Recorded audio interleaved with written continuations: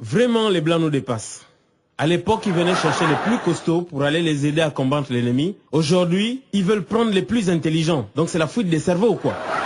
Nicolas Sarkozy, pendant sa campagne présidentielle, il a parlé de l'immigration choisie. Donc si je comprends bien, c'est lui-même qui doit choisir ses immigrés.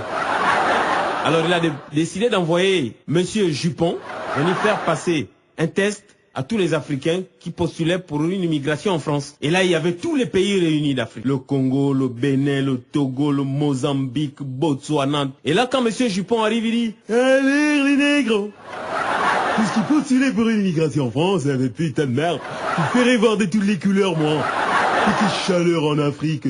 Bon, écoutez, j'ai pas de temps à perdre. Je vais commencer par appeler le Togo. Est-ce que le Togo est là? Le Togo! Et vous savez, les Togolais, ce qui m'a mis avec eux, c'est que quand on leur parle à gauche, eux, ils parlent à droite.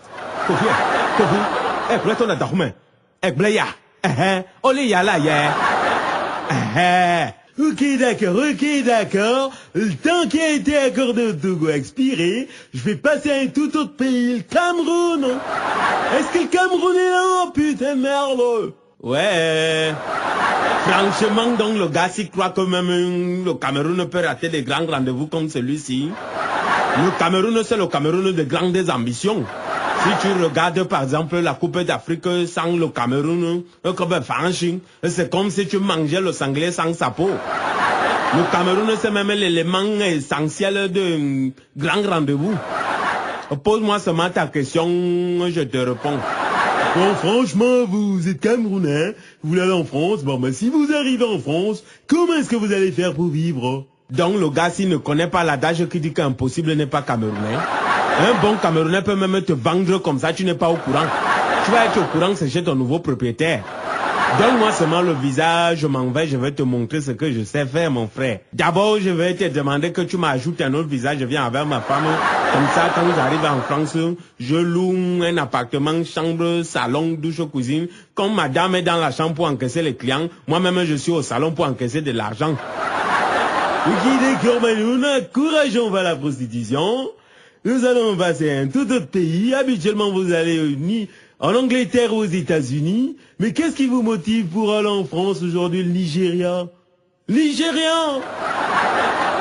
Tout savait, tout n'a même pas le droit pour déposer des cachets. Je m'appelle Kenwachi. Tu me vois là, j'ai très intelligent. Nigeria, c'est quelqu'un qui est très intelligent. Car vous, mon fini, ça y est clair. Quand tu vois Nigeria quelque part, elle vient dans ton pays, tu dis qu'elle a le chômage dans ton pays, Nigeria elle va trouver le travail dans ton chômage. Si tu as besoin de quelqu'un de faire le braquage à main armée, tu appelles Nigeria. Ça, c'est son travail. Même Afrique d'ici, tout le monde connaît que Nigeria, quand il fait le braquage, ce n'est pas de souci. Si tu veux aussi faire le falsification, tu me donnes original pour ton appareil. Je vais te fabriquer son photocopie, tu ne peux pas savoir les différences. Si tu veux aussi faire les fausses monnaies, tu amènes Nigeria. C'est qui est dangereux. Si tu donnes ton argent à Nigeria pour faire les fausses monnaies, c'est à ton risque avec ton péril. Parce qu'il prend l'argent et partit chez lui, toi-même tu restes avec les problèmes. Ok, d'accord. Bon. Mais nous allons appeler le Congo. Est-ce que le Congo est là? Oui, écoutez, je sais pas lequel des Congo va se présenter, mais j'appelle Congo.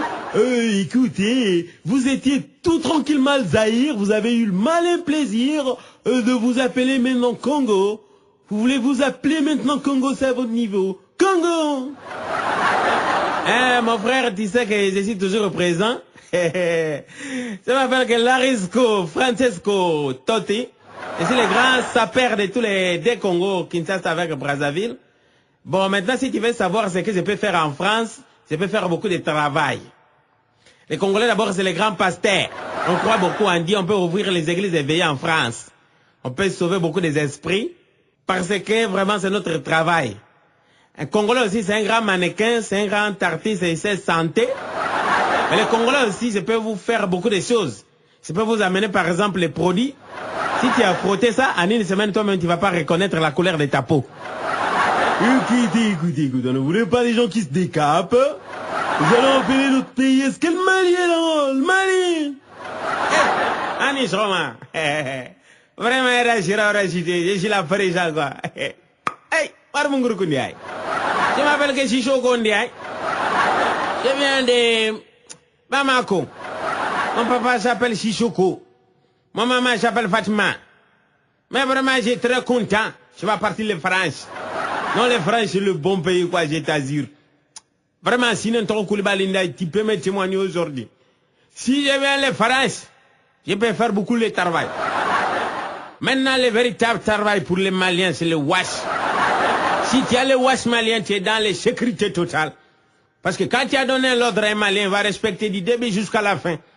Si tu dis par exemple Sissoko, et dit oui patron, là que je sors, personne ne va rentrer ici. Je dis oui patron, c'est comprendre. Même toi-même là que tu sors là, tu dois chercher les places, tu vas dormir ce soir. Parce que même toi-même, tu ne peux pas rentrer dans ton mission. Ok, d'accord, bah écoutez, je sais tout ce que vous pouvez faire, mais comment est-ce que vous allez faire pour vivre en France? C'est très dur en France, hein? Ça, c'est le petit problème. Je connais qui est en France. J'ai Demba qui est en France. J'ai Diarra qui est en France. Cheidou c'est en France. Les Maliens vivent en société. Pour les missions, faut pas que tu vas compliquer. Les Maliens, c'est un seul qui loue les chambres, c'est 20, il va dormir dedans. Donc faut pas que tu vas discuter pour ça, quoi. Même pour les nourritures, nous on mange dans les cuvettes. Association de bouffe des cadeaux. Je t'assure, quoi. Faut pas que tu vas... Donne-moi seulement le visage, je m'en vais en France. Hey, hey. Ok, d'accord, je comprends bien. Mais je vais appeler le Gabon. Est-ce que le Gabon est là? Le Gabon! Mais putain, ça fait des heures que nous sommes là. Le Gabon n'est pas toujours prison. Qu'est-ce que ça veut dire? Oui, écoutez, vous êtes rayé. Et au moment où le gars dit le Gabon est rayé, le Gabon apparaît. Imaginez le Gabonais qui arrive. Un bon Gabonais.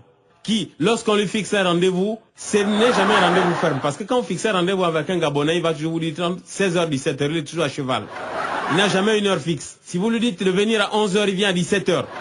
Chez nous, la ponctualité, c'est pas notre affaire. Et ce qui est intéressant avec le Gabonais, c'est que lorsqu'il a un entretien, il passe d'abord par un maquis, il se liane. Quand il arrive, 4x5, le gars est tilt comme un flipper. Visibilité nulle, le plafond est bas. Ouais, dis quoi?